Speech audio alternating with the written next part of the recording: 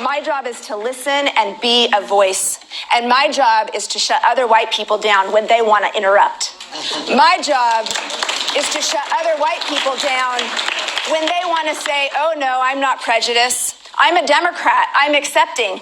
My job is to make sure that they get that they have privilege.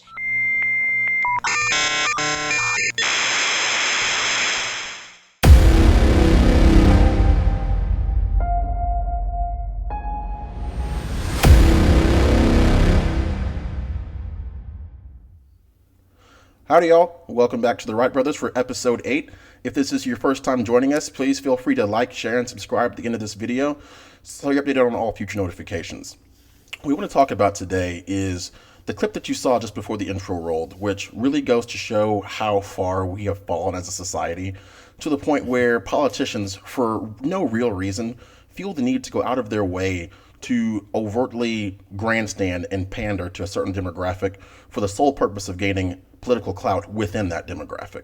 Now, Eddie and I, we've been waiting to sink our teeth into this video for quite some time now. It's something that we feel very strongly about. It's a take that you don't often hear expressed in the Black community. We typically hear the tropes of victimhood or basically the white privilege argument, which is really old and really tired, but we want to figure out why has society prioritized this notion of white privilege? And we really want to figure out and get to the bottom of why it has pervaded our day-to-day lives. So without further ado, I'm going to throw it to Eddie for his take, and then we're going to jump into it. But bear in mind, keep an open mind and just hear us out, and you might come away thinking about something a little differently than you did before. So without further ado, Eddie, I'll throw it to you.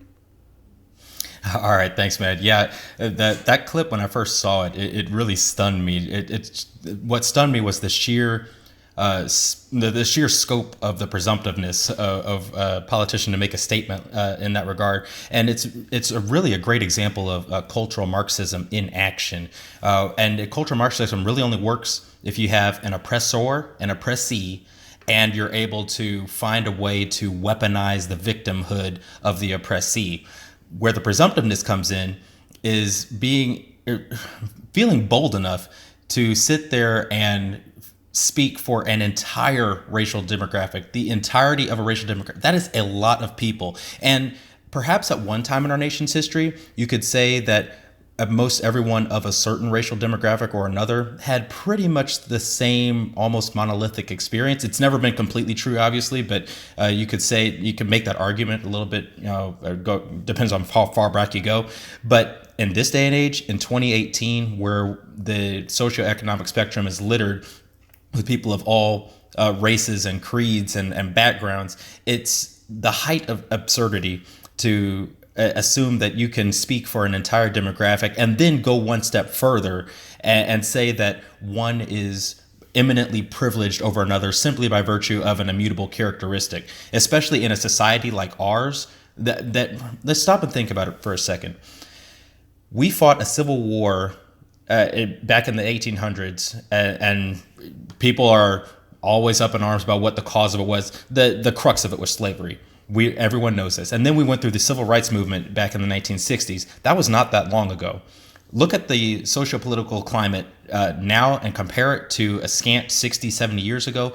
It's almost like two completely different planets. The 180 that the United States of America has done on race relations is nigh unprecedented in the history of the world. There has never been a country on the face of this planet where it is better and more advantageous, yes, advantageous, to be a minority than the United States of America. So for someone, especially a Caucasian person, to stand up and make the claim that that privilege is one of the biggest problems threatening society, our society in this day and age, I find that to not only be patently absurd, but actually offensive from a sense, like you said earlier. It's sheer pandering for political gain. So I know we kind of alluded to it earlier, but we have some specific instances that we wanted to get into, and I could talk all night on it. So you take it away.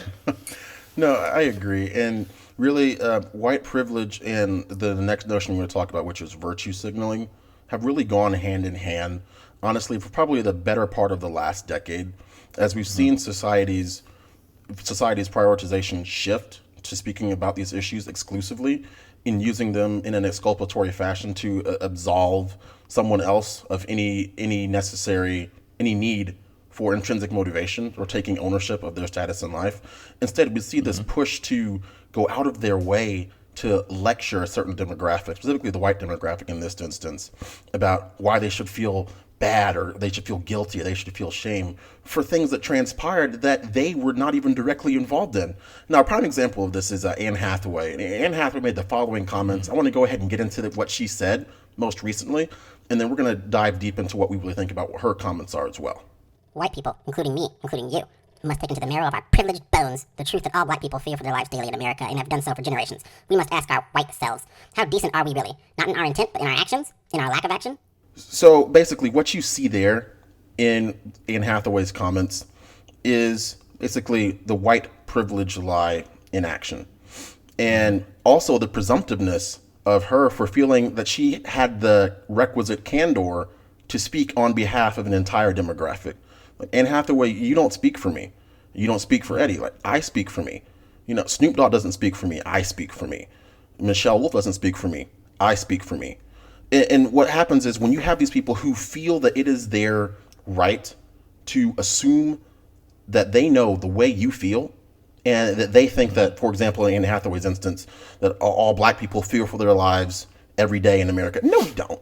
Like, let's be honest. So they've escalated the rhetoric to the point where now you're making broad, sweeping generalizations across an entire group of people just for the sole purpose of furthering your own agenda and to basically curry favor from that demographic. Because the only reason they're doing it is to score brownie points with the black community. And let me say that you will get none from me, Anne Hathaway. And there's plenty of other people who think just like me. And it's honestly highly insulting to have someone feel like they can sanctimoniously claim that they are in tune with my day-to-day. In America, we all have the right to go out and choose what we want to do with our lives, choose how we live our lives, and choose how our lives turn out. And it is honestly extremely patronizing and extremely insulting to have someone else feel like they can elucidate what my true feelings really are on a day-to-day. Eddie, what is your take on that? The biggest thing that I take away from it is that not only is it patronizing to members of the so-called black community or minorities in general, but it's also highly insulting to whites who did not have an easy road coming up in life. As many of y'all know, my wife of 7 years now, oh my gosh, it's been 7 years of wedded bliss. I love that girl. But it's over that time, I've gotten a chance to know her and her family, of course, a lot better. My upbringing, I'll tell you this, my upbringing was a lot easier than that of my father-in-law. It's not even close. Not even close. I was living in the lap of luxury compared to what he had to come up in. So when I hear somebody say, "Oh, well, this person's white, so of course they had an easier road. They had privilege in life," I always flash back to people like him or even my grandfather-in-law, and that's just two examples, and it really breaks my heart.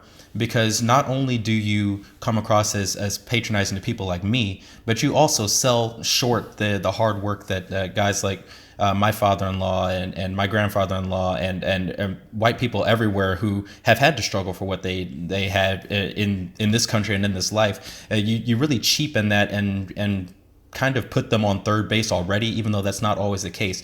Everybody's not going to have an equitable starting point.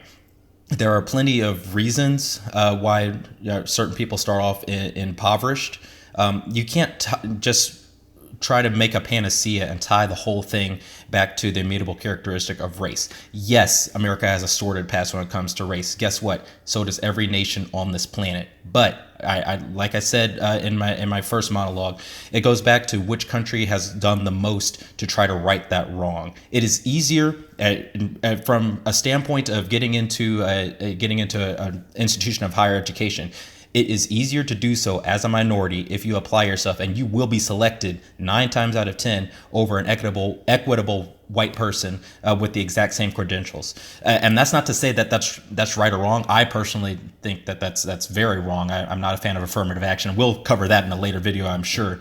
But it just goes to show that if there's so much white privilege, then situations like that should not exist. And that happens on a daily basis, on a yearly basis, from sea to shining sea. There are certain situations where, yes, there may be advantages to being one race or another. It's usually situational, though, and not a broad, sweeping knapsack or invisible knapsack, whatever the terminology is, that white people can just throw down a trump card and be like, well, this is what makes it easier for me. That's no longer the case. So I think it's highly disingenuous and patronizing to the minority and offensive to the majority race. And Damani, I'll let you take it home, because as you can tell, this topic's very near and dear to my heart, and the more that we can shed light on it and get people to open their minds to taking an internal locus of control with when it comes to their own livelihood, I think the better off we'll be as a nation.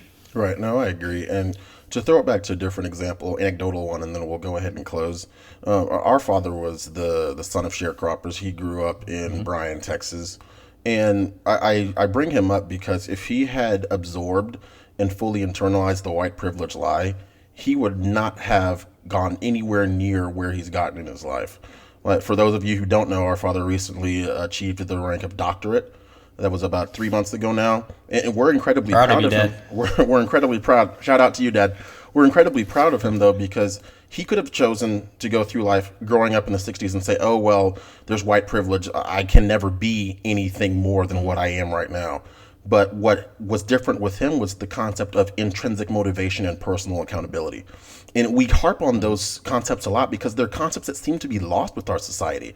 And it's like we seem to be more willing to point the finger at someone else and blame them for our status in life than going out and affecting positive change. So shout out to people like our dad, who is out there, who's making a difference in the world, and who's not willing to sit back and just harbor resentment towards an entire demographic and expect that the white privilege lie is going to hold up. Because let's be honest, it's not.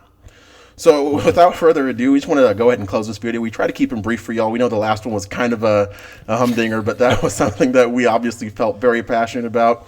But we do appreciate y'all taking this time on a regular basis. We appreciate all the loyal supporters we've received, all the subscribers that we've received. If you have someone who you think might not agree with this video, we ask that you go ahead and share it with them, because what we want to do is be able to foster a dialogue here. If you disagree, that's fine. And if people disagree and want to comment, we'd rather you not just go ahead and give a video a dislike. Tell us why you disagree with it, because we will actually internalize and possibly even have a response in a future video. But we have to be willing to have the conversation, no matter how uncomfortable they may be. So feel free to check out our Facebook page, The Wright Brothers IPID, where you can participate in polls, see behind the scenes content, and be the first to know about future uploads when we do release them. We try to do them about once a week. Episode 9 will be up in about another week or so. I can't believe we're closing it on 10 episodes, but you know what? It wouldn't be for all of y'all's support. Y'all are what got us there. So we continue to do this because we feel strongly about this, and we're just happy that y'all feel that what we have to say is of substance. So without further ado, y'all have a great rest of the day. Go out and be the positive change you want to see in the world. Help us make free thought great again, and help remind the world identity politics is dead. So without further ado, thanks, and gig 'em. Thanks and gig 'em.